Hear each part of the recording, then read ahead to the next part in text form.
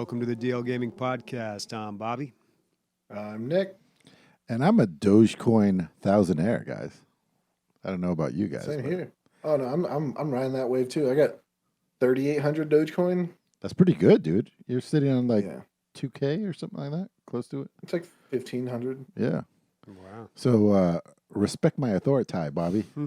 You're talking to the upper Doge class here, dude. Oh boy, what is Dogecoin doing now? It's always so up and down. I never know what. It's to- at 39 cents. 39 cents. 39 cents. Yep. All right. I've had up to 4,000 Dogecoins, but my paper hands won't allow me to hold it. If you don't know what that means, look into it, guys. I got them diamond hands. Yeah, you do. Unfortunately, we all know what that means now. All right. Well, keep at it. You'll be able to buy a graphics card at some point. It's true. It's true. Eventually. I have a brand new computer sitting there for a week, dude. I haven't even been able to open the box. Oh, My that- Alienware fucking R12 is sitting right there. Oh, man. Actually, I have That's a sad. reason for that, but we'll get into that later. Okay. Well, before we do get into it, let's mention some brand new patrons that we have. Darth Duck, up in his patronage. Thank you very much. Thank you, Darth. Very cool. And also Jamie. And I think the reason they're upping theirs is because of our Not Safe for Work podcast. Jamie messaged me on the Discord and he said, "Hey, I just upped mine to $5. Can you send that?" I said, "Sorry, dude. You got to up it to $10." So I don't think it came in time. He came in after the wire. But a lot of people are asking me, "Hey, is it too late?" And maybe when I said a week, by the time you guys heard that, it was like 4 days. I meant like a week of actual run time. So you still have time. If you were to upgrade that, I think you still have plenty of time to listen to that episode. But it will be deleted very soon. Bobby's shaking his boots over here. All right. All right, let's talk about some video games. Lots of stuff on the radar. I'll just start out with what I've got here. So the Star Wars sale is happening. May the 4th is coming up. Steam always does this Star Wars sale during that time period. I've got almost all the Star Wars games I want, although there's a few. I don't want, but don't own, but I need them. Well, there is one. There's the Force Awakens, the Lego one. I'd love to get my hands on that. But also, don't underestimate the Star Wars pinball games. So Pinball FX 2 or 3, I'm not sure which one it is. I've already got like the initial pack of that. There's a second pack that, I don't know, I may consider picking up. It's actually not very cheap, unfortunately. But these are great, man. The Pinball FX games are really good. I've talked about them before. And you can buy these packs that will give you sort of a skin or a theme to it. I really like the Return of the Jedi one. It's Definitely more than a skin. I mean, it's a level or a world, if you will, almost. Yeah. It's the entire pinball machine is what you're getting. Yeah, Yeah.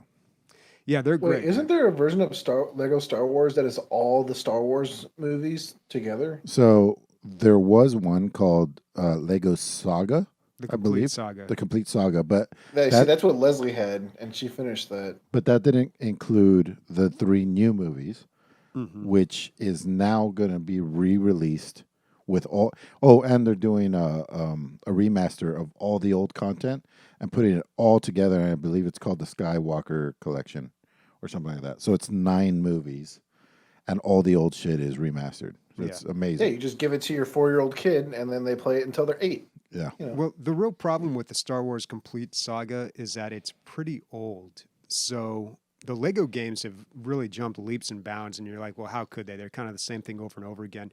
I think the first one that I played that really opened my eyes to this was the Jurassic Park one. It had this persistent world, or it had this world outside of the levels that Like you a could wander hub. around in. Yeah, exactly, a hub.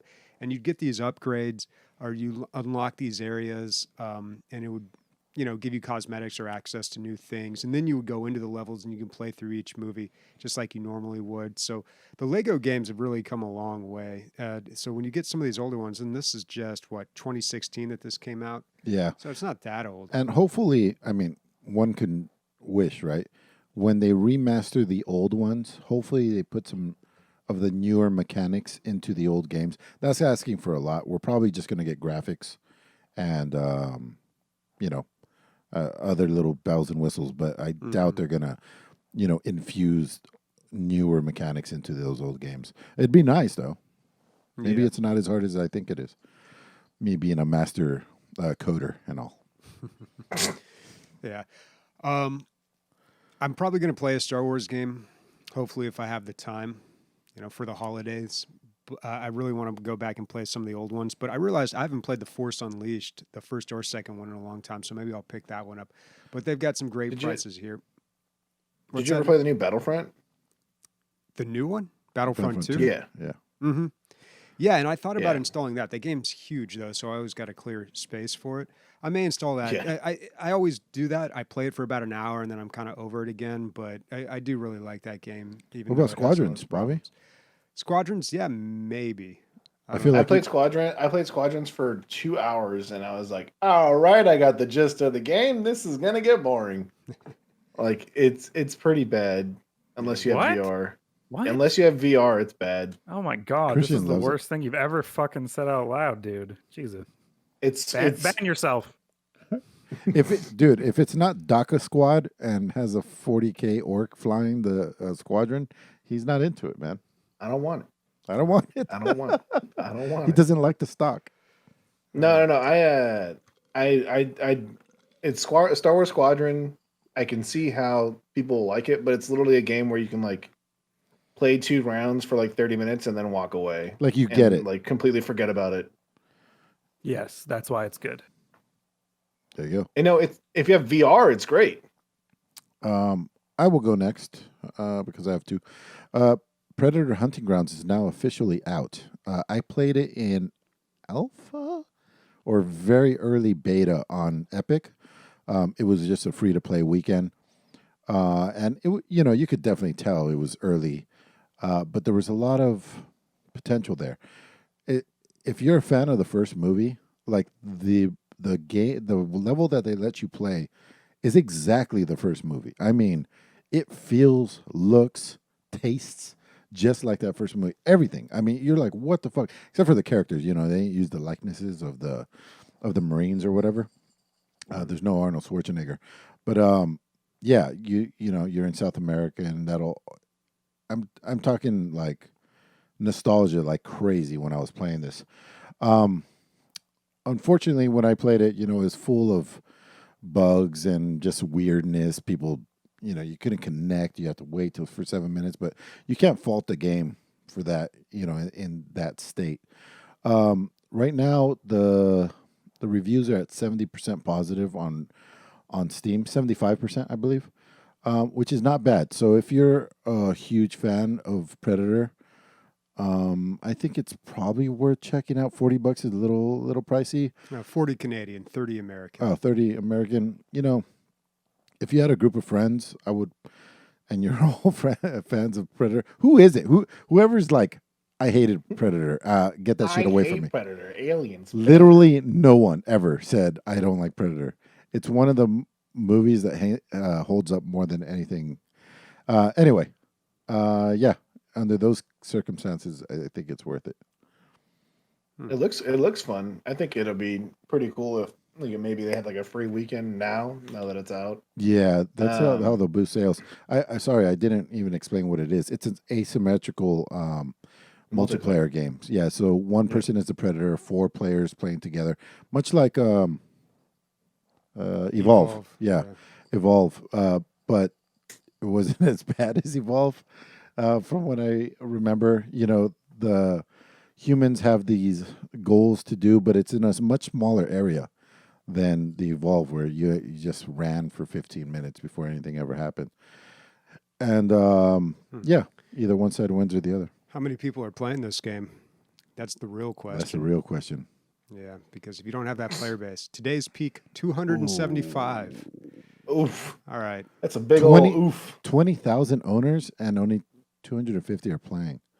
Yeah, What's that? worldwide. It's unfortunate. That's a All-time big peak? People Christian? don't want to play these games. Like, I never see this type of game do well, where you have a 1v4 situation. Well, there was Friday the 13th and Yeah. Dead by Daylight. Dead by Daylight. I think those worked a little bit better, but that still, I think there was something about that game. People kind of played that almost for the memes. I felt like I don't know, but there was something about. It's also that very game. scary. You know, like the game tries to make like it's Yeah. supposed to be a scary game compared to like Predator, where like. But I I'm in wouldn't jungle. consider that a AAA game. It seems like No. anytime they try to make this concept AAA, like Evolve or Predator Hunting Grounds, it just doesn't work. Or maybe it's the All-time- price point. Could be the price point, $30. No, because 20,000 people own it, dude. Which is like, I feel like that's like gym memberships. Do you know that only 25% of people that own gym membership go? Like Steam's just like selling tons of shit and nobody's playing the shit that they're buying. Mm-hmm. It's insane. All-time peak was 275 people. How is this possible? All right. No I don't clue. know. So my game that I was playing is called. Oh, not playing. The one on my radar is Thymesia. I think that's how you pronounce it. Essentially, it's what everyone's calling it is the Bloodborne for PC. But when you look up every article, it's like Thymesia, the game that's not only Bloodborne for PC. For those who don't know, Bloodborne is very different from is really different from Souls-like. Or Souls. Dark Souls, same publishers and everything. Because there is no defense, there's only dodging and attacking. There is no shields, there's no heavy armor or anything like that. So Thymesia looks like a little bit faster paced dark like Souls-like game. Souls-like games are always, I don't know, entertaining to me at least. So I'm definitely gonna check this out once it comes out. Yeah, I feel like the games that have shields and flat out blocking, the moves are a lot more deliberate and kind of slower feeling.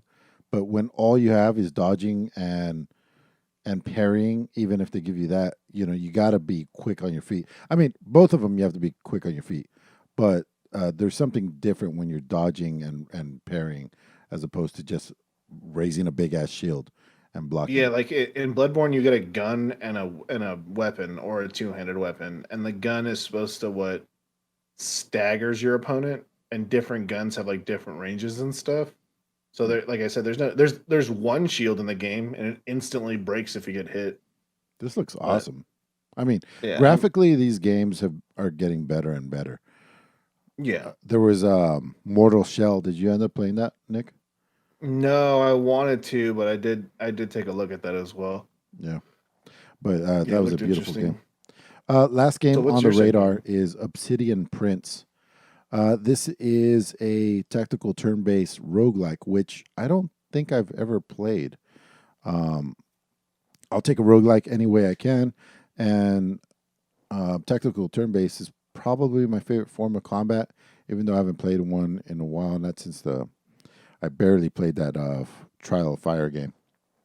But yeah, so it'd be good to play a roguelike in that sense, and you build a team. It felt, from the description, I got a little bit of like Darkest Dungeon out of it, Bobby. Like as your guys die, more come in, and it's a random troop that you get to select which ones you want.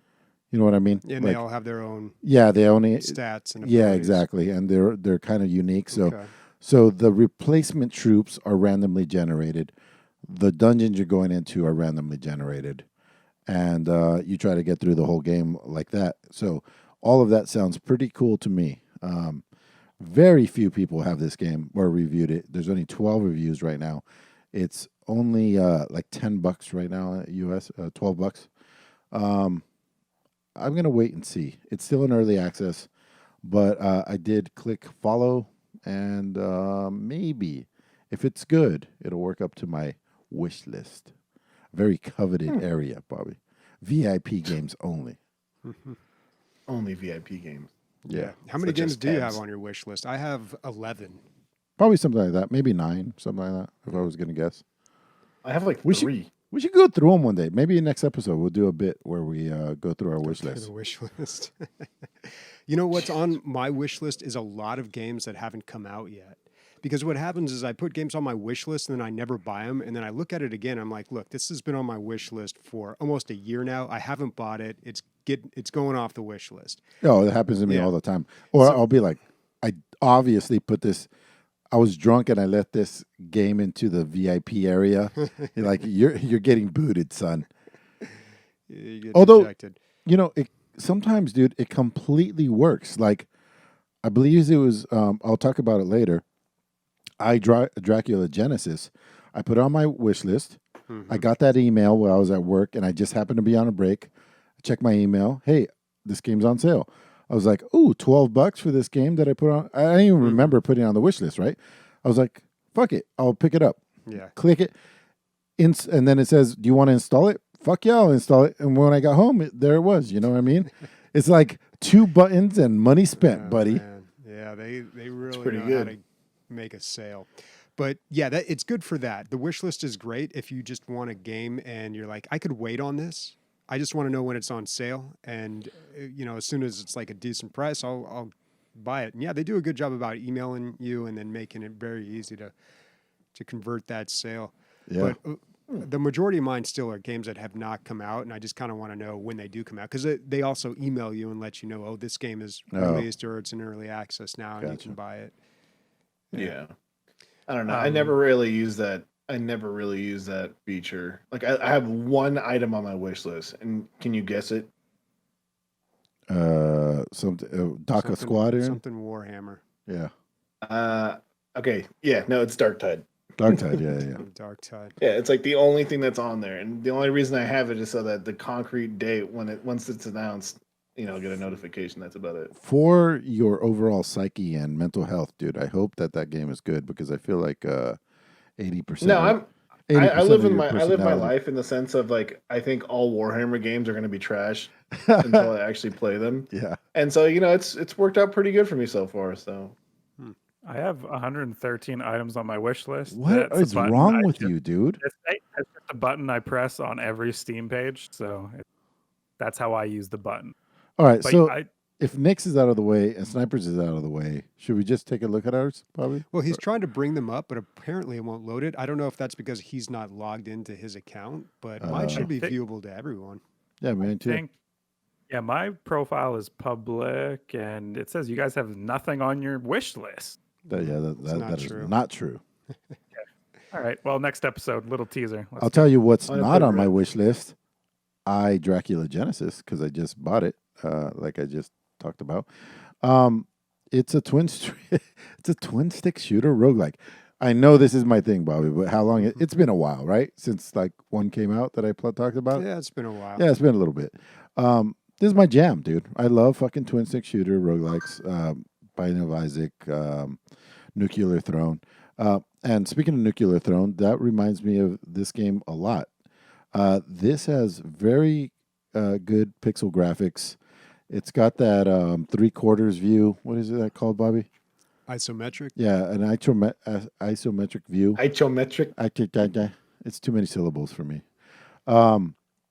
It's post-apocalyptic. It does the whole like nuclear threat, like radiation, all this stuff, but it does it really well. Everything's been done before, but it's throwing everything but the kitchen sink at it. I mean, there's so many guns. There's modifiers for each guns. Not just are there modifiers for the guns, but there's genetic pickups that you change your guy's abilities. Not just that, but as you lock on, you unlock more guys, and all they have their own suites of abilities, and it just goes on and on. There's like insane amount of depth in this game, and it all looks fucking awesome. I'm a huge fan of the artwork. If I were gonna say one thing, oh yeah, this roguelike's hard. Yeah, duh. But you get used to a certain thing. I barely got to the second level after probably 30 minutes of play. I barely got to the second level. And you're used to being good at something, and then you play something that you're used to and it kicks your ass. And I was like, what the fuck is going on? It's interesting because this game has jumping. And most of these games do not. Like think about Binding of Isaac having jump. I guess it does if you have a certain item, but you can like generally that's how you avoid things because there's some bullet helly areas, and the only way you can get over it is by jumping, and it adds a whole new thing to the game. There's also a little bit of platforming with the jumping. I've never, it's not been done before. Like generally when you're playing twin stick shooters, it's very flat, and this adds another dimension to it. This game's got it all, guys. Like I'm having a really good time with it. Maybe I'll play another 30 minutes next week and talk about that. I don't know. I think it looks fun as someone like one of my all-time favorite games is a twin stick. Actually, two of my all-time favorite games are twin stick roguelikes. It's hard to compare any of these to Isaac and Hades, man. Yeah, I know. Well, it's hard to compare Isaac and Hades at all. I know that they share a lot of similarities, but this is good, dude.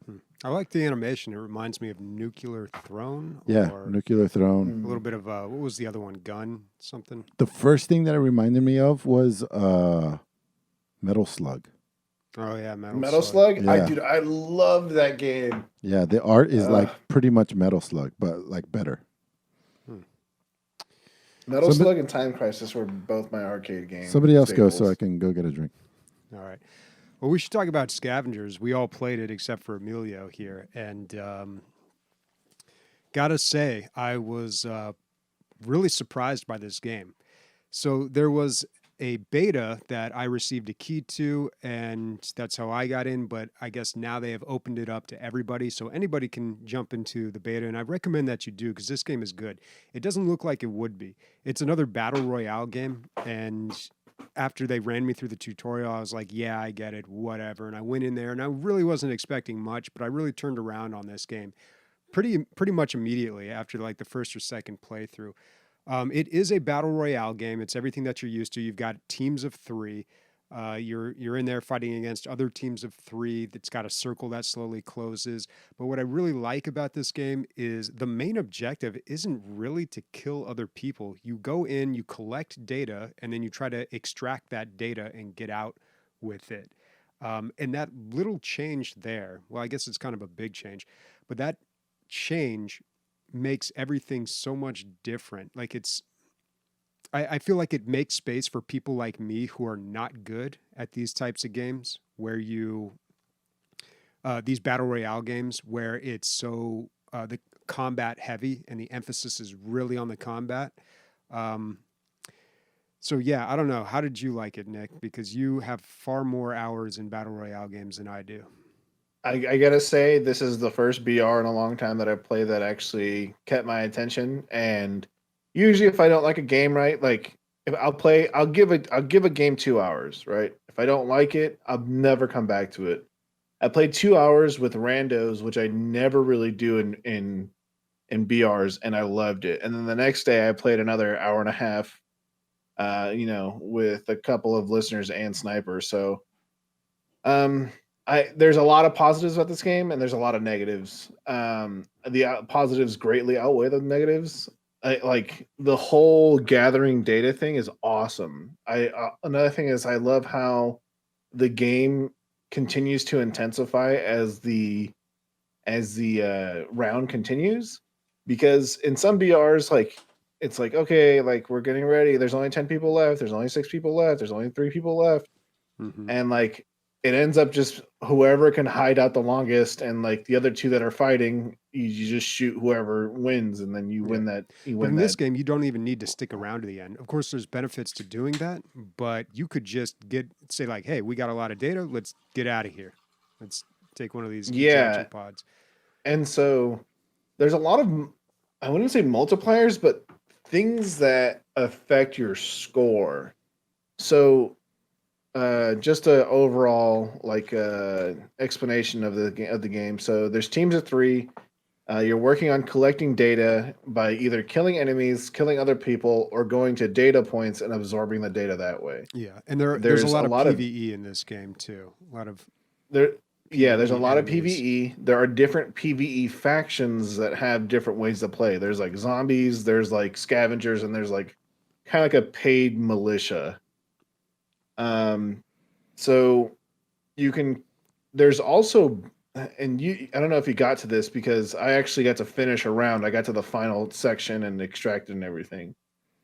There are bosses, and then there are like insane bosses. Like at the end, the robot is constantly calling in things essentially to make either players fight or to distract them.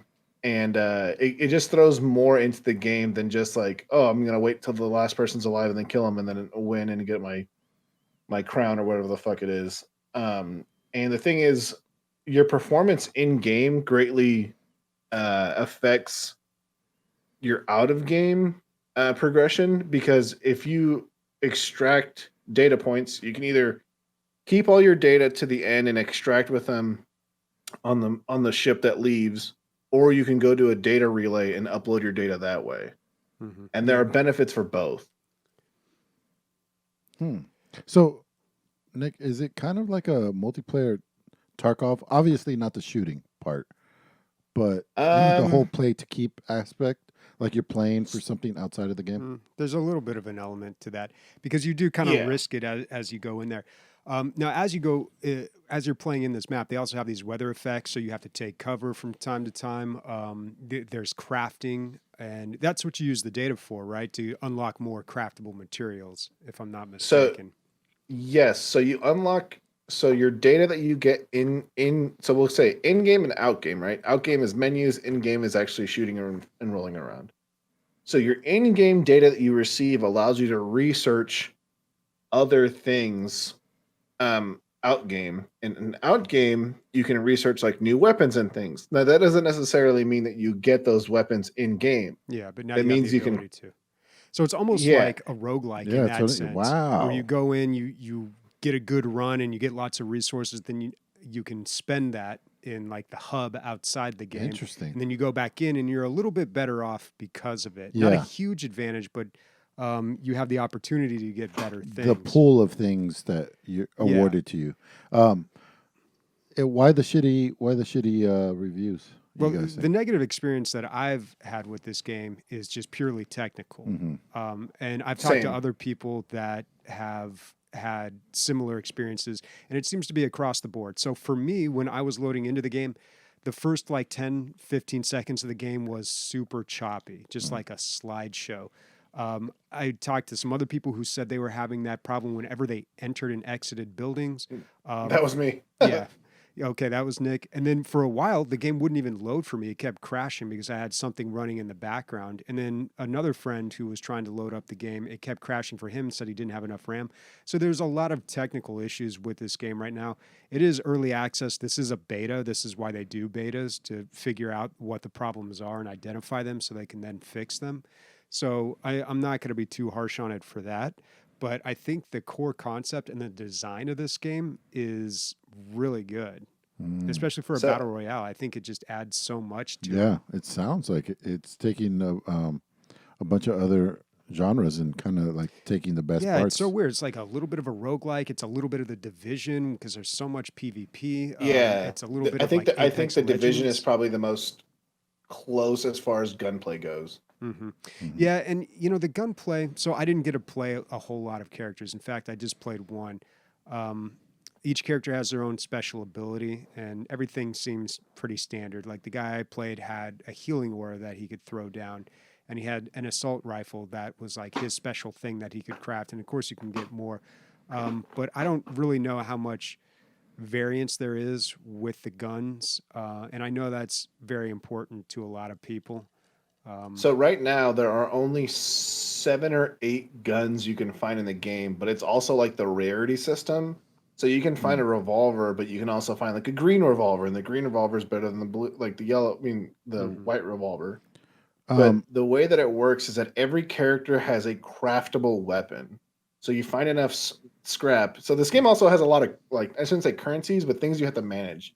Your character gets hungry. Your character gets cold. Which is stupid. I think they should take that out. The hunger thing is dumb. Like, you pick up raw meat, or you can get bandages and stuff to heal you, but I don't know. I guess your character gets hungry and you press a button and he's not hungry. It's just like, Why is that even in there? That seems like So apparently there are weapons that take advantage of people that have less hunger than you and things like that. Like, so the cryo grenade, which I only got to use once, if you are, it can instantly kill you. If you are, Like starving. if you're like already cold or starving, it can almost instantly kill you. Like your And it's overall, a rare grenade. Yeah. you're less robust when you're hungry. I haven't had my okay. Cheerios. That's kind of interesting. That is interesting. But still, like the hunger thing, I don't know. I'd probably need think more time to play around with that, but I think it's them trying to incorporate things to make them different, which that doesn't make them too different. yeah, that's think every this game crafting can- survival game out there. Yeah, I think this game can do a lot. There are vehicles, which I've only ever seen one, which is like a floaty car. Yeah, I I like how Floaty they do- car. Yeah, it's this little hover car that you can build. But I really like how they do the scrap in the game. So when you're running around and Yeah. you're looting, you're grabbing scrap, you kill people, you get a little bit of scrap. That's like your in-game currency, and your team shares it. So we can say, all right, you spend 100 scrap to upgrade your armor. I'm going to spend 200 to upgrade my gun. Let's make sure we've got 400 so we can build this vehicle, or 600 so we can open this crate. They have these crates that drop from the sky with good stuff in it.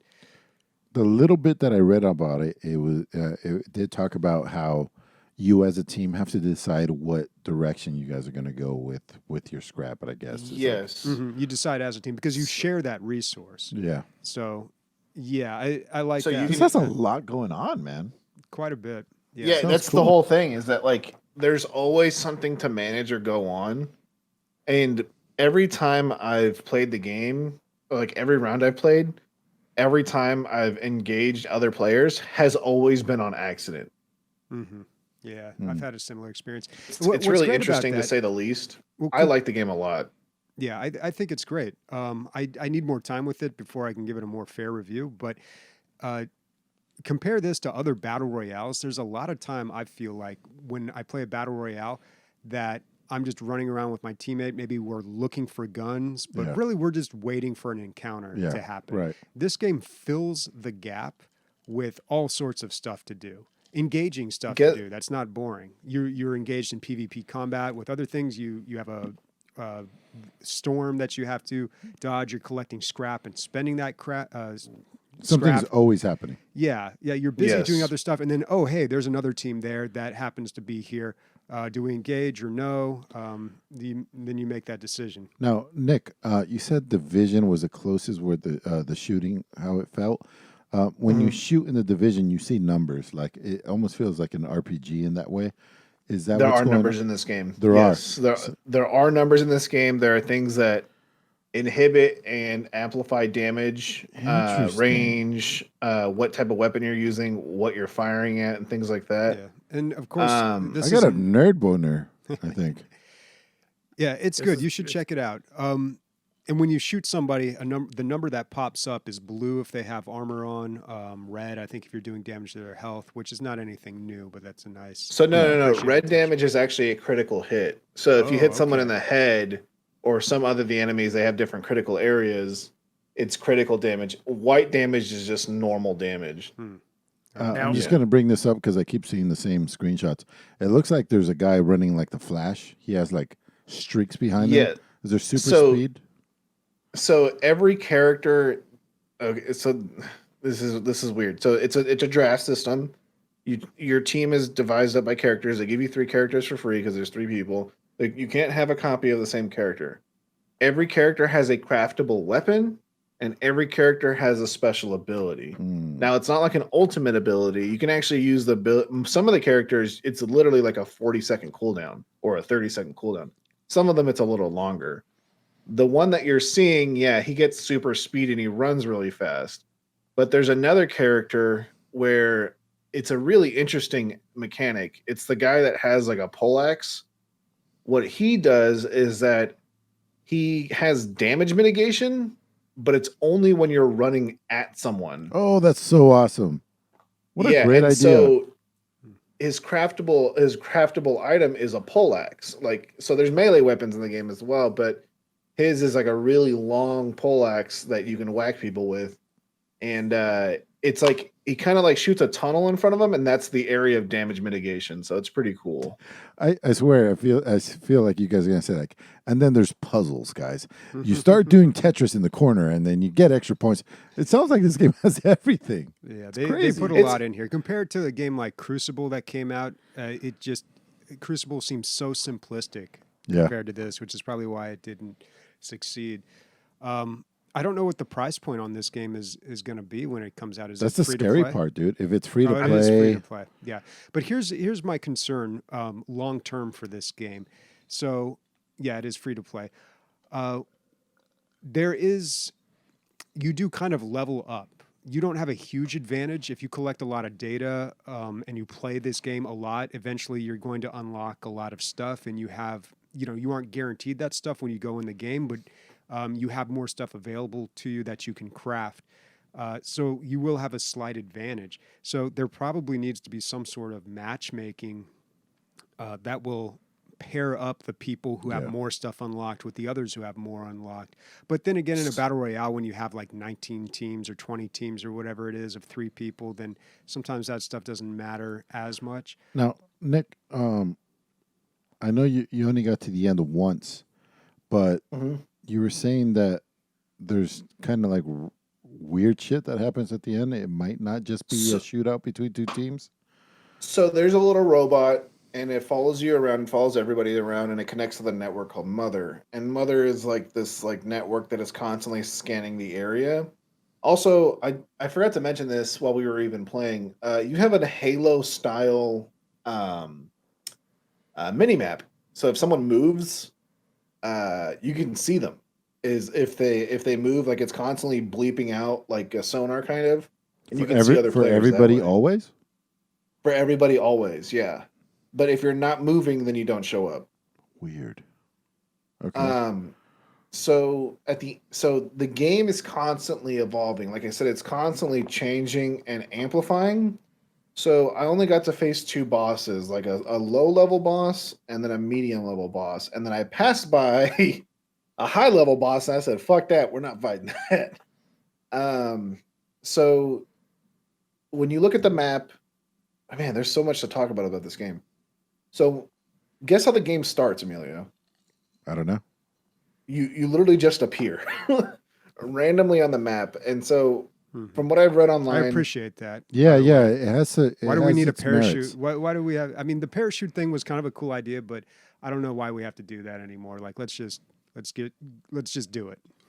yeah, you literally just appear and then you just start picking up shit.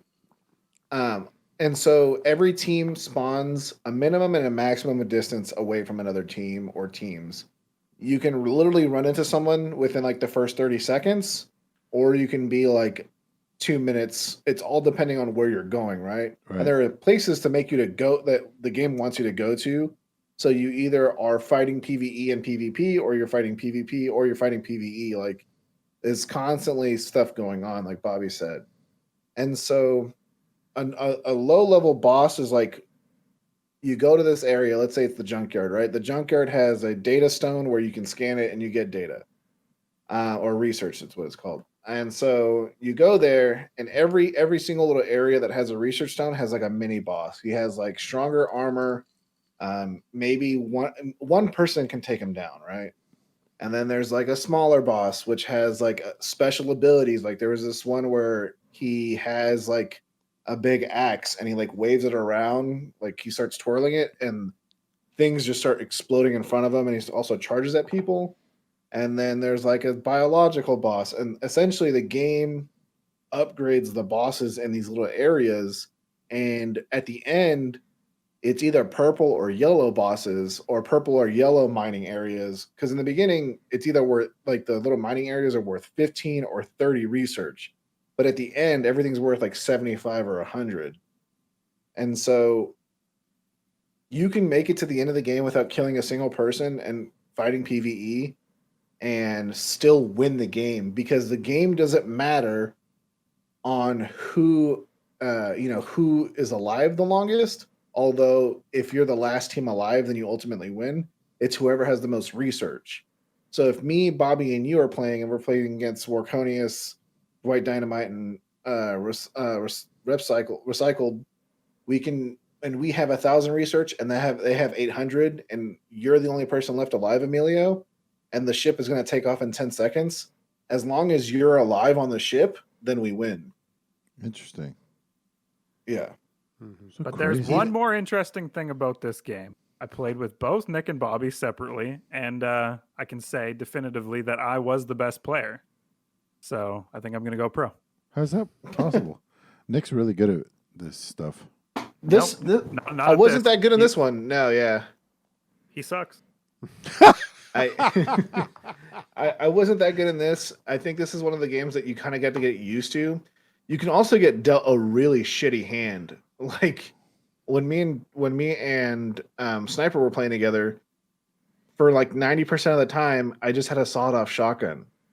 Like nothing else, just a sawed-off shotgun. So like I couldn't help anything when we were getting shot at from like longer than 10 feet away, and so I felt so useless. And then we also had a technical glitch Well, that dude, prevented me from reviving our partner.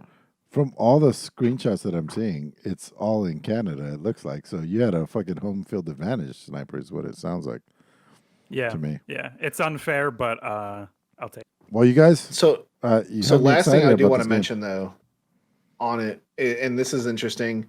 So Emilio, everybody is entitled to a respawn, right? Yeah. So let's say me, you, and Bobby are playing. Bobby and me die, and you're alive.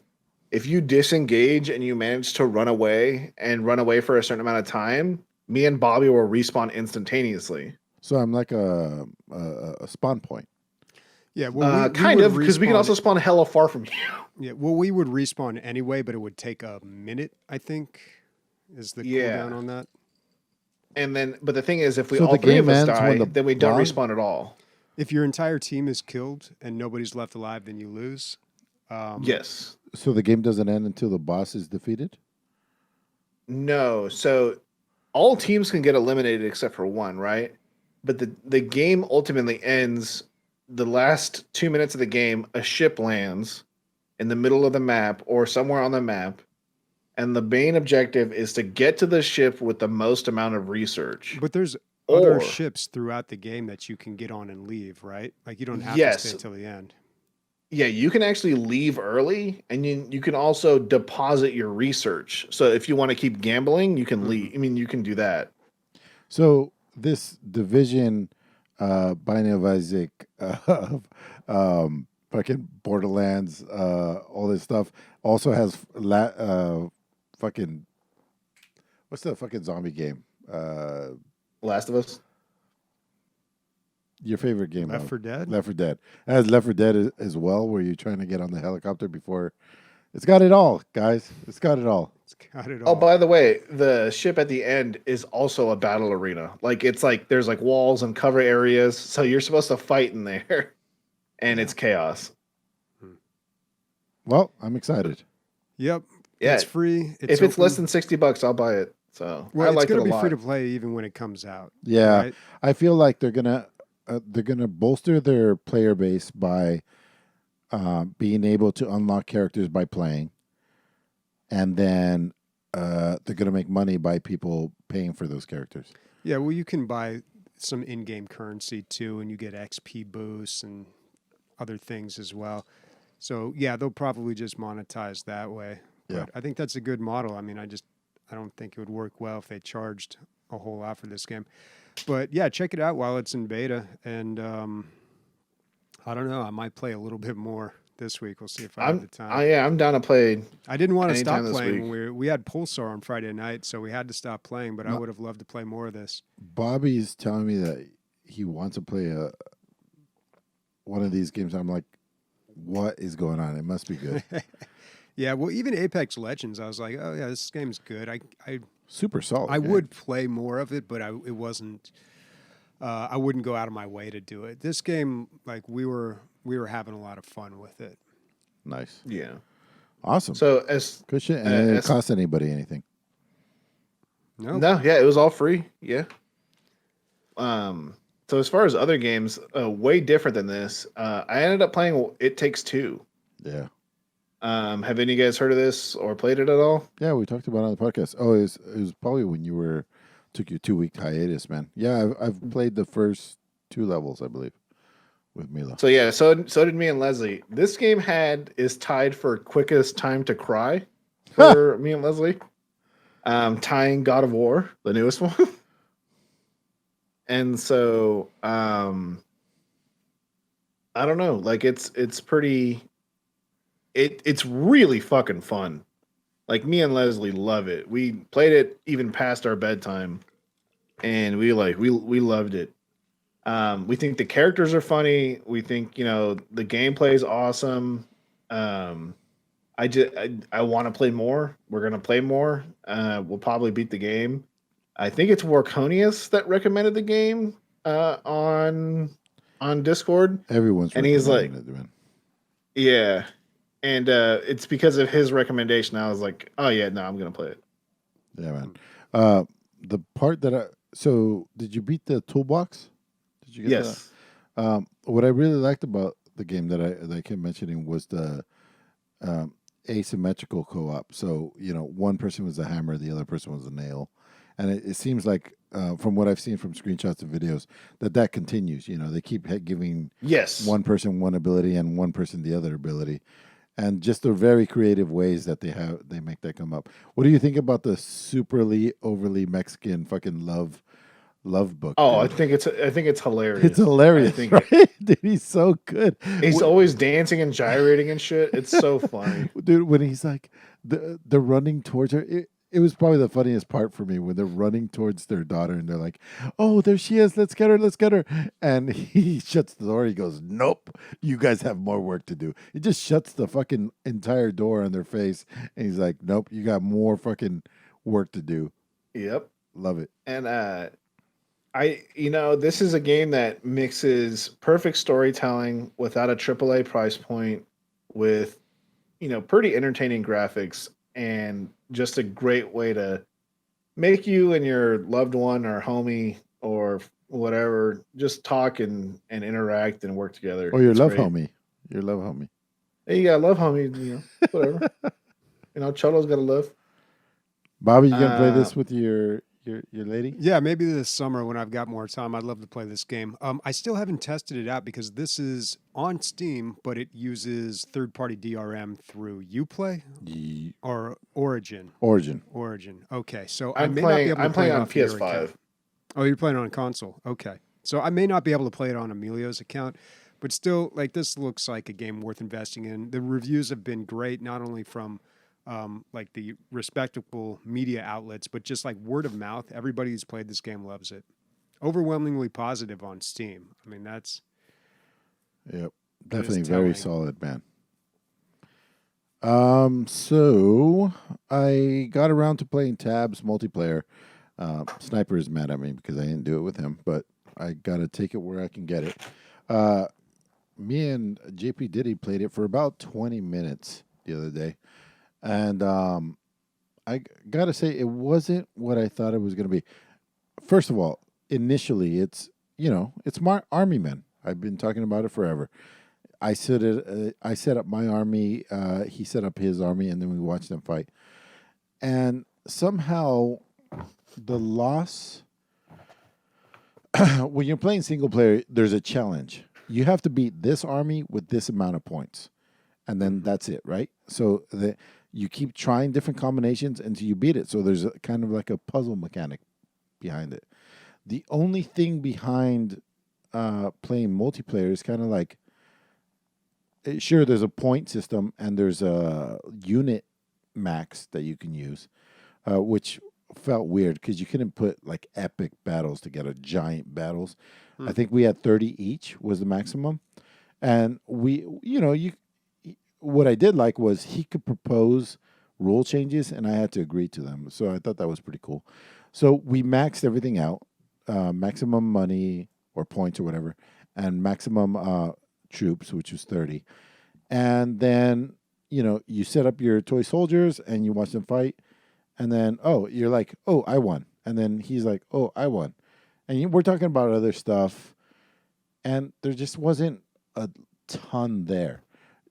definitely was fun for 5-10 Mhm. minutes. I don't see it going past, like, you're not going to get hours and hours of crazy multiplayer Yeah. content. So you have no way of influencing the battle after it's begun. So you can, just like in the regular game, you can like jump into one of the characters. And I was like, once we figured that out, I was like, oh, we're going to have so much fun now. So we started playing like one archer versus one archer just to see who could kill each other.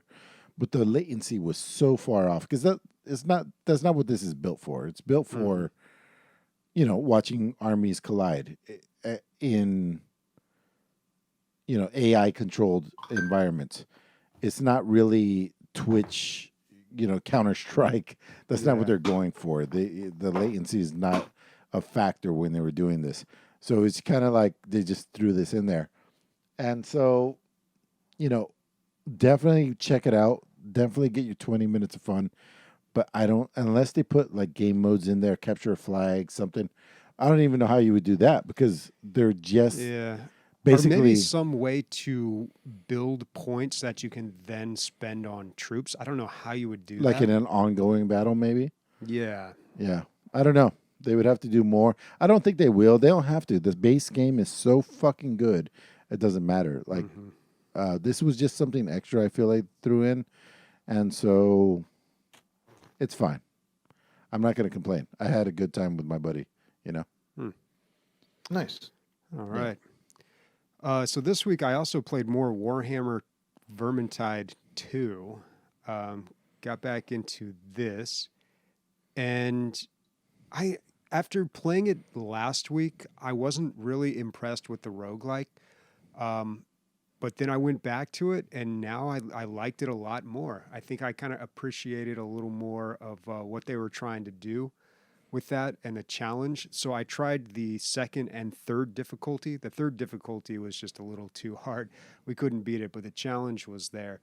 I played more of the classes. I really like how they do the careers with the characters. So you have your dwarf character, but he's got three or four different careers. Well, four. One is locked behind a paywall, and one's tanky. One's like more melee attack. And Really the quick, other Bobby? one's ranged. Yeah. The paywall one, is it like you have to pay $3 for that one, or you pay one thing and you get all the fourth? I think you have to buy them It's individually. $7 for the one character. Yeah. Jesus. These Yeah. motherfuckers, dude. There might be a DLC behind it. Yeah, and of course it's the Let me- best one too. It's the one with the Gatling. Yeah, gun. yeah. Yeah, it's the cool one. It's literally called Rogue Engineer. Mm-hmm. Damn. Yeah. The Captain It's still on sale right Phantasma- now. The Captain Phantasma armor. Yeah. I played the Witch, though, which I always thought was one of the more interesting characters in this game because of the way that the way it works with the spells. It's kind of a harder character to play. Yeah, she's the Glass Canyon, right? Mm-hmm. Yeah. But I appreciated a lot more things. Like I just picked up on a few more details of this game. So when you beat one of the levels, you get some bonus from it, and you can really make a decision as a team. Like, what are we stacking here? So one time we played through, and we were just trying to get as much crit as possible, and then of course, like the other boons that we can get could increase that for the players themselves, and you can really build some momentum and have a little more variation in your gameplay. I was going to play the campaign and just see what that was all about, but I don't think there really is a campaign. They just have a bunch of single player maps and you can play through those.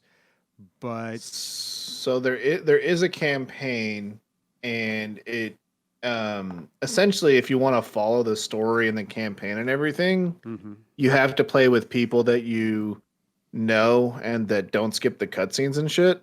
Because there is a storyline, like there is like you're going to this town to cleanse this area, and you're going to this place to take care of this, like, chosen, and a bunch of other stuff. And there's, like I said, one of the main differences from the roguelike and the main game is that there's actual bosses, like life bar at the top, big bosses that kill you in like 1 or 2 hits. okay. And yeah, and so this is one of the games that I would love to like schedule a time to play, because it's always so hard to organize 4 people to play one game, Yeah. And so this is one of the games like if you ever got rid of that like Pulsar game, maybe we could play Vermintide or something. But You guys ever got rid of it? Like flush it down the toilet or Well, I don't know stab about but it? what I'm saying is like it needs to be scheduled like Pulsar. Where like Yeah. it's like hey every Thursday Well, at 5 we're I'm gonna play all this about game. schedules these days, so maybe, maybe we could do that because I would still like to play through the campaign.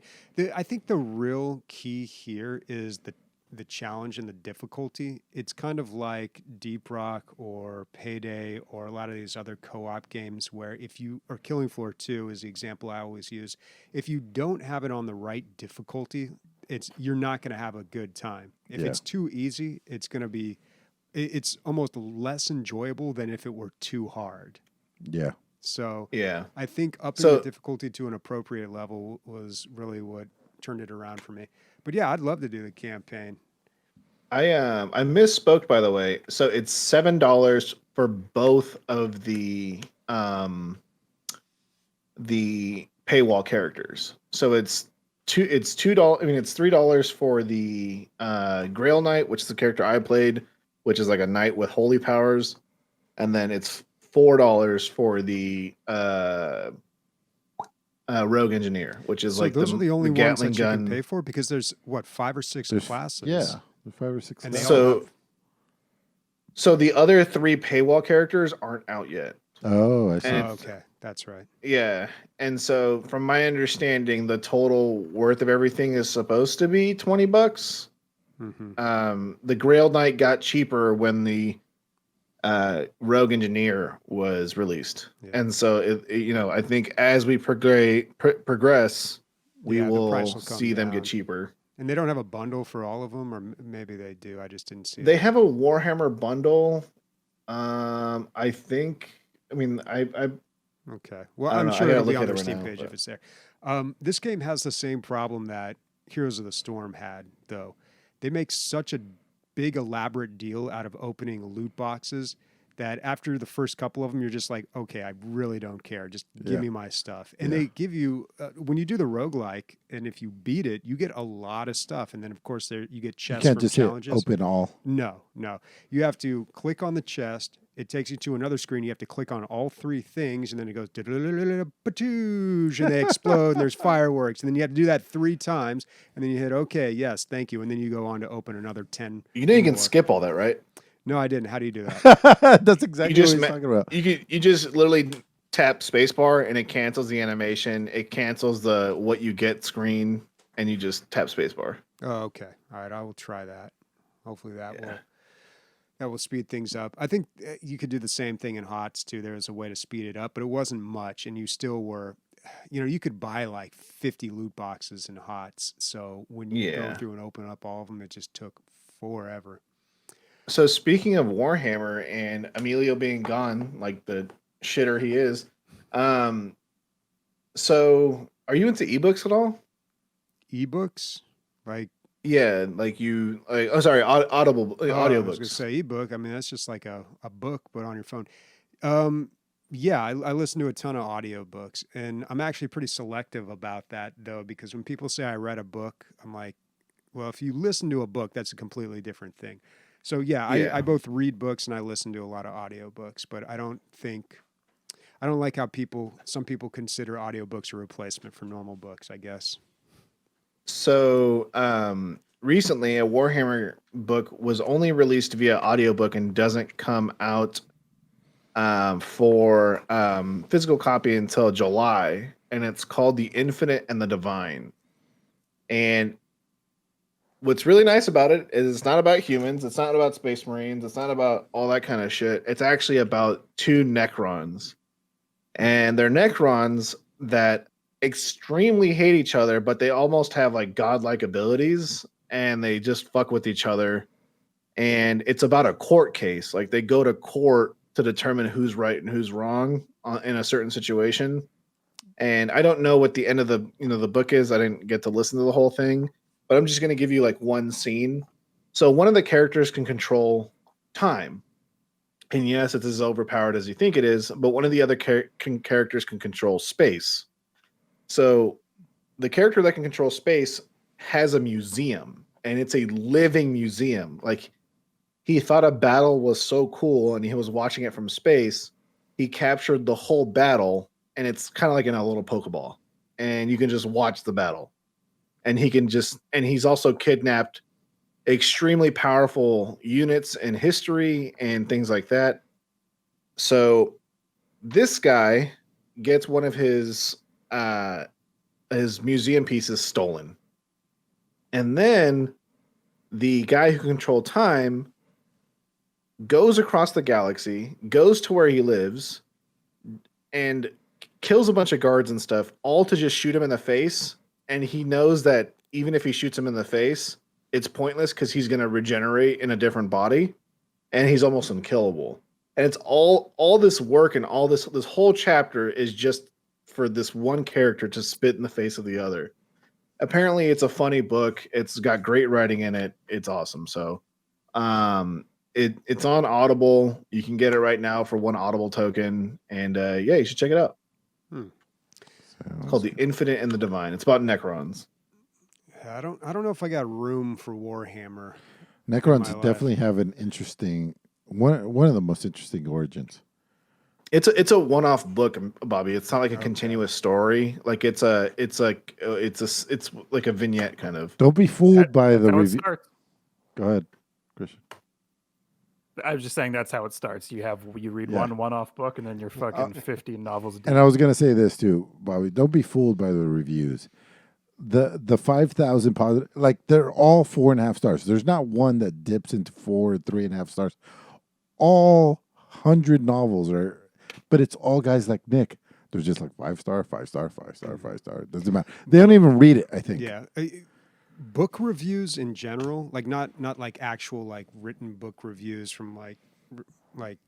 actual people. I'm talking about like user reviews. Yeah. User reviews for books are absolutely worthless. Absolutely. It's probably because people are, I mean, you're preaching to the choir. You're preaching to the choir. Mm-hmm. It's like people buy books that they know that they're going to like generally, right? Don't you think? Well, yeah, there's a lot of fandom, but there's also a lot of, I don't know why, but more so than other media, people buy a lot of reviews on books. And you'll see this. Oh, God. Like politicians always get book deals when they leave office or something, and they're always guaranteed like a deal with the publisher. Mm-hmm. And then like almost always that comes packaged with like reviews that it's really weird because I was looking at a couple books and I started noticing all the reviews started sounding kind of the same. Like they all mention the same thing, but in different ways. So, yeah, I don't know. I've just come to the realization that book reviews just hardly ever matter. Although in some cases I've noticed some things that have been a little helpful, but I don't know. I don't know. Amazon reviews are almost like, I discredit about 60% of Amazon reviews now. Mm-hmm. Just because. As do I. I look at the, where it's like proven. So like when I look at reviews, and I had to do this for a bed frame this week, I looked at the reviews, and I only looked at the reviews with fucking photos, like either like the hand taken reviews, like with photos where it's like, got this fucking bed in the mail, and it's missing like 3 slats, and it's cracked in this corner, like like most of them you can tell by either the poor English or like the copy and paste review. Yeah. Well, you've got to learn how to parse through reviews, but you shouldn't have to. Yeah, I mean, maybe that will, maybe that'll get better. Dude, my sister-in-law is in this like Amazon review group. I don't know. Mm-hmm. She gets free shit every month. Yeah, for reviews, and it's not even the free thing. It's like review these 5 things, 5 stars, and we're gonna give you this like $50 thing. Yeah. There's a whole. There's websites you can go to where, like, you can get stuff for free, reviews. and then exactly, you get free products, and then you review them, and most of it's all crap too. But you can glean some good information from reviews too. Like if you're shopping for, like when I'm out there shopping for a lens, there's usually some really useful commentary in there when people post stuff about it. I would imagine so, but like you're not talking about like if I'm looking for pooper scooper, right? There's probably 300,000 different reviews for pooper scooper, but like lenses is a very specific. Like that's people that are in the know, passionate people about But then again, it's all stuff you could find on YouTube with one click too, I suppose. Yeah, That's YouTube what I've been reviews doing is so really- much lately is that's really where it's at. is YouTube reviews. It's so much better because like you can actually see the fucking product. Yeah, Like when me and Leslie were trying to buy a bed frame, we're like, one thing that we want is 2 supporting struts in the middle, right?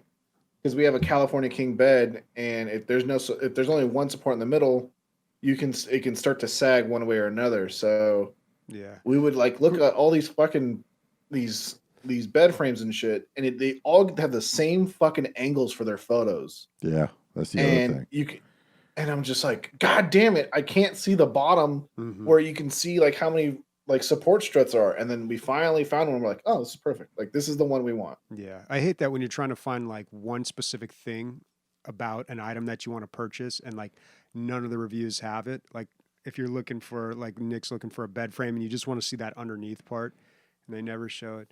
But yeah, YouTube Did you buy reviews it, are Nick? great, but Yeah, we ended up buying one. We ordered it. Oh. I actually bought 2 because we're getting a new bed. And we're putting the bed that we have now upstairs where Leslie's mom currently stays once she moves out. Nobody cares, Nick. Thank you. But at the same time, those YouTube reviews, man, you gotta zoom past all that "what's up, guys" bullshit at the beginning, and then sometimes like the review is just some dude on a couch. Like I'm watching these lens reviews. I'm shopping for lenses, by the way, which is why I keep bringing this up. But I'm watching some of these reviews, and it's just like a dude on his couch, just like blah blah blah blah blah blah. I'm like, dude, show me the fucking lens, dude. Just shut the fuck up and show me the lens. The one that I keep running into, dude, is like I'll be like, top this. Show me the top mid-sized trucks. Show me the top multi-tools. Show me the top whatever. And it's like something that looks like an algorithm put it all together. Like it's just like Yep. yeah, it's like welcome to this, and it's a robot voice, and it's like these are and it just shows you the advertisements, their own advertisements for each one of those, and it just goes down the line with no particular order. And I do believe it's like an algorithm puts it together. So I looked into this because of the fact I was just buying shit and I was like, best bed frame for Cal King bed, right? And the second fucking video was exactly what you just talked about. And I was like, I wonder.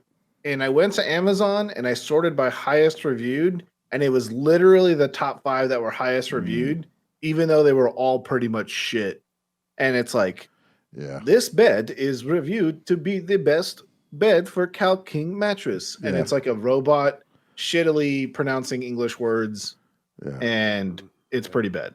100%. Yeah, but I mean, going back to my original point, the most egregious errors I've seen in reviews seem to be with books, because I don't think I've ever seen a book review that is like below 3.5 stars, like ever in my life. Also, mobile games. Like, when have you seen Yeah. a mobile game review that wasn't below 4.5 stars or 4 stars? Like, Yeah. they're all just. Oh, that's a different beast, dude. They literally Yeah, actively get people online to review them They trade for like like in-game $5. currency for review. Yeah. This pooper scooper's the worst. Watching a weird commercial. Right Oh now. my gosh. Dude, this is the best pooper scooper ever. It could go so wrong. It could just fall right on your face when you put it up. It's like a lacrosse stick in a way. No, it's more like an elephant's trunk. Yeah, Yeah, but it's an you elephant. You Have you scoop ever- it up like you would a lacrosse. What is that ball. guy? He could have put Have you down ever his seen drink for the- the fucking for the commercial, dude. You could have. Oh my god. Have you ever seen the fucking golf club you can piss in? No, that sounds awesome though. Why would you want to? It's a golf club. Because You you don't have to stick go your back dick to the in. good It has a clubhouse. little gonna fucking like piss nappy right that there you on the put over fucking your green? dick, and you piss. Yeah, dude. What are you? What, otherwise, you have to get back in your golf cart, drive all the way to the clubhouse. Wow, reminded me of a crazy story. I That's went ridiculous. golfing with a stripper one time, and she took a piss on the green. Oh, that's, nice. That's a Oh, story jeez. for the NSFW podcast. Yeah. That's By a the teaser way, for the next NSFW podcast. We're now right on announcing San our Diego new NSFW channel called War Stories. No. Yeah, so I guess that would be a good invention. There you go. But yeah. Why don't they just have porta potties out there? I guess because it's ugly looking. Fucking Yeah, jerks. you're rich. You don't want to see some ugly shitter taking a dump in a fucking neon green porta potty on the green. If you pee in the golf club, the worst part is you have to drink it when you're finished. Oh god. What? Why would you have to drink it? Legally, I don't know. It's just a Okay. rule. Oh, got it. Just gonna shout out another podcast I've been listening to. I've mentioned it before. Dungeons and Daddies is fucking phenomenal. It is so good. It's a play podcast, which this is how I have to get my D&D because I don't have time to play D&D. I listen to other people playing D&D. These are talented, wildly talented people that are doing it. I believe the DM wrote Borderlands 2. He's so fucking smart, and he goes along like I'm convinced that it's movie magic, Bobby, because the things that he comes up with, what seemingly on the spot, I'm like, man, how is he doing that? The other guys are other people just like in the entertainment industry, people from LA. The production values very good. Comedy, I'm laughing throughout. You don't even have to come close to being able to know how to play D&D. I mean, D&D is like 20% of this. It's mostly like just people being jackasses. It's about 4 dads from our world that get sucked into the D&D world and have to find their kids that got sucked into the D&D world too. And they all have, you have your sports dad and your weird dad and your eco-friendly Birkenstocks dad and your like drummer dad. And you go in there, and of course one becomes the bard, the other one becomes the warrior. And I can't stress it enough. It's hilarious. It's really well done. And I've been addicted. I've knocked out like 25 episodes in the 2 weeks. Might have to check it out. Yeah. I'm gonna be going back to work soon, and I need shit to distract me at work. So Podcasts are good for that. Yep. All right. We had a Twitch subscription, Curdle541, 14 months. Thanks, buddy. Damn. thanks, Curdle. Year and 2 months. Nice. All That's so. I don't know if you can see what Leslie just posted in the chat, but next time on Bobby's Grand Theft Auto Life, that's gonna be the fucking NSFW podcast name is Grand Theft Auto Life or something of the sort, man. GTA Life. So, Zap is back in the community. He was a big part of our community, and then he left because me and him had an argument or something like that. But now he's back, and everything is cool, and we're glad to have him back. I never met him. I can't wait to meet him. Yeah, he's a cool guy, man. And Zap asks, have you ever tried out any PC games that use the controller with haptic feedback? Forza, for example. Do you think that the feedback is immersive or distracting? I lean towards the distracting side on this. I don't know. Maybe it's because I'm not a controller player. I can't think of any game I've played where I was like, oh, my controller rumbling is totally adding to this. I lean both ways. It's really cool for some games. Like I tried playing Gears of War on remote when the newest one came out. It was cool, but I'm like, hey, I suck ass with the remote still. I mean now, so I need to use the mouse and keyboard. Mm-hmm. And it was nice when you fire a gun, the remote jiggles, or the trigger gets harder to squeeze. But like when I'm playing Dark Souls, I don't want the fucking remote to vibrate every time I get whacked, so I gotta turn it off. Stop calling it a remote. It's called a controller, dude. What is wrong with you? Whatever. Whatever. Sorry, Dad. I don't know much about any of this. What I do know is I read was the game that we were talking about before earlier that JP was playing, Nick. Returnal, baby. Returnal. Returnal for the PS5 apparently takes the haptic feedback of the PS5 controller and turns it. I mean, there was a whole article about how it doesn't make it's not like something that the game just has like another feature, but apparently the haptic feedback makes the game itself better. I haven't played the game. I don't know. It all sounds fucking Yeah, great. I think there's interesting things you can do with it. I think there was a game, and I can't remember which one, where they used the haptic feedback. The controller would rumble a little bit, and it can rumble a lot or a little. There's varying degrees to the rumble on this, but it would rumble when like an enemy was near, or it must have been some sort of scary game or something. So it would start to like rumble a little bit if they were far away. As they got closer, it would rumble a lot, and I thought that was really cool. When this first came out, I want to say it was the Dreamcast, and you had to install the Rumble Pack yourself. That was Yeah. like a separate thing. You Yeah. put With its on own there. batteries. Yeah, I remember that was kind of a big deal, but it's come a long way. Oh, I think absolutely. the newer ones are a lot better, and the games utilize them a lot more. So there's probably some good examples out there that I'm not aware of. Well, for sure, the Switch has some crazy ones. When you're playing like Mario Party, there's some sensitivity, multiple sensitivity. It's like it's taking your feeling of the controller into account. So it's like you're all holding your account, your controller, and then whatever it is, the weasel goes pop or whatever it is, like the first one to react to that, the vibration going higher pitched, is the one who wins. Or multiple ones like that. There's probably 5 that I know of that have to do with sense. Like there's one where you're digging and you have to kind of like feel where the treasure is before you start digging.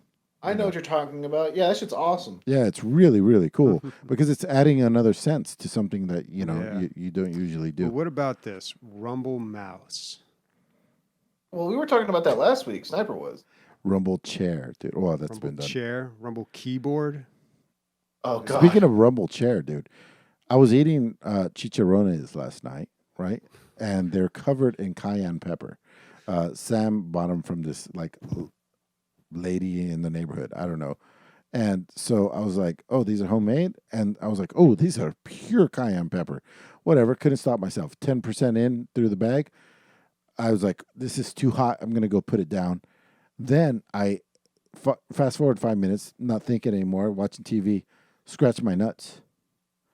I had the hot nuts, dude, for at least 45 minutes. Wow. I took the baby wipes. I was wiping my balls with the baby wipes, and it kept getting hotter. And I was like, I think I have cayenne pepper on my underwear because they keep touching. So then I ended up having to put a baby wipe diaper between my balls and my underwear, and that didn't help. I eventually had to take a shower. It's still, to this day, Bobby, I'm still scarred. Wow. Yeah.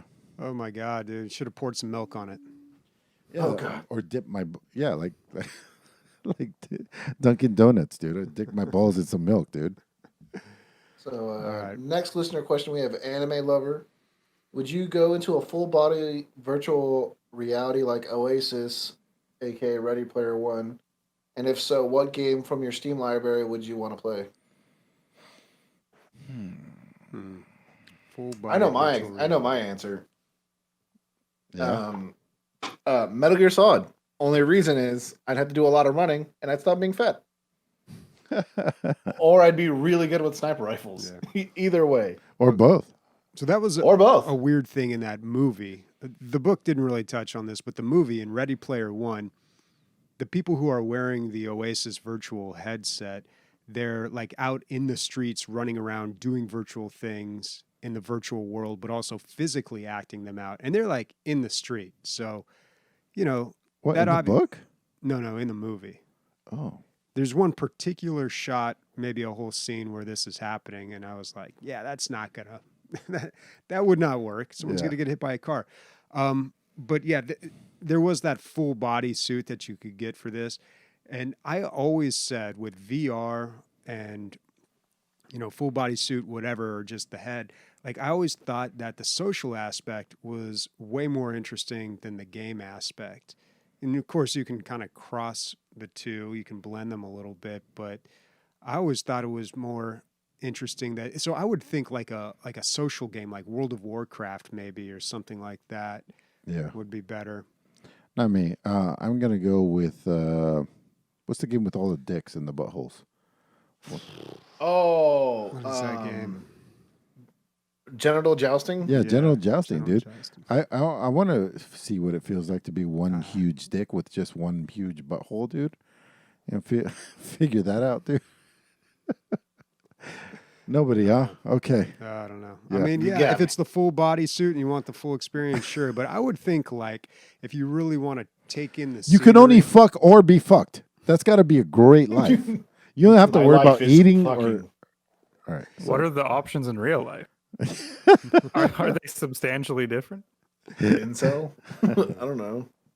I don't know. I would go for more of an RPG type of game, something that you could really get lost in. I was gonna say when I initially read this, I thought Skyrim, and I was like, "It's fucking cold, man. It's cold, and it's in the mountains. It's not a nice place to What be. about The Witcher? Yeah, The swampy. Witcher DLC. What was that DLC? Oh yeah, that's like Dreamland. Mhm. Blood and Wine or something Blood like and that. Wine, yeah. Blood and Wine. Yeah, it's fucking beautiful. Beautiful, Bobby. You nailed it. Nailed it. All right. What's everyone playing next week? I want to try Scavengers now. You guys having me fucking Yeah, you should. fired Everybody up. should try Scavengers. Unless Nick asks Oh. me, "Do you want to play Scavengers?" Because whenever Nick asks to, everybody just shuts him down. Poor guy, man. He's just trying to bring the community together, and nobody fucking. He's like, "Hello, hello." hello." I mean, I got a couple things I want to play this week. Resident Evil comes out. Which one? Village. Village. Oh, Village. Yeah. Okay. I'm gonna be playing that with Leslie because the last one we played together. I think I don't know. I can't. Yeah. The remake. I got Scavengers if anyone wants to play that. Warhammer Vermintide if we somehow schedule that. I refuse to play with anybody else besides Bobby. And fuck, there was one other game. Well, that's what I got so far. All right. I'm going to try to play something Star Wars related. It is going to be May the 4th. I kind of want to go back and play Jedi Knight, all-time favorite game, but I really feel like I'm at the point with this game. I played it so many times. I should really start trying to speed run it. Or stop playing it. No. That would. Aren't no, you that's excited not an for the option. remake of Knights of the Old Republic? Yeah. Yeah. Here's the thing. I played Knights of the Old Republic 2 maybe 5 years ago, 4 years ago for the first time. I mean, I think I kind of loaded it up once before that and tried to play it. Didn't really get too far into it. And then Knights of the Old Republic 1, I think I played that a year or two ago. So I don't really have the history with that game that a lot of people do. So when I played it, I was like, okay, this is cool. I see all like the cool things that they're doing, and this would have been mind blowing at the time, but the wow factor wasn't quite there for me. But yeah, I mean, a remake would be a great way to experience that. But I don't know. It's pretty cool because they specifically said remake, not remaster, but remake. So I'm excited. Yeah, well, we'll see what they do with it. There's a lot of ways you could go wrong with a remake, but hopefully they do it right. That is a incredibly beloved game, so they really got to be careful. But yeah, even with the speedrunning thing, I don't think I'm gonna like place high or anything like that. But I think it would just be kind of a new fun thing to do, especially because I know those maps so well at this point. But I don't know. I really kind of wanted to go back to the Force Unleashed. It's been so long since I played those games. I remember them being kind of good. Let's check it out. Sniper, you gonna be playing some video games next week? Yeah, man. I picked up Ken Follett's Pillars of the Earth, the Dalek point and click Oh yeah. one. Yeah. I read the book like forever ago, and the point and click game seems really fun. So I'm super excited. I'm like halfway through the first book and power through it. Nice. Speaking for Bobby, Nick, Sniper, and myself, let's go with Warhammer 40k tits. Doesn't even make sense. Bye. Genetically modified. They have 3 lungs. Or as me 9 and the hearts. team that Leslie plays, you know, the Adeptus Sororitas, and the terms that everyone calls them are nuns with guns with buns, because they have big butts and big boobs and big guns. Beautiful. And they're nuns.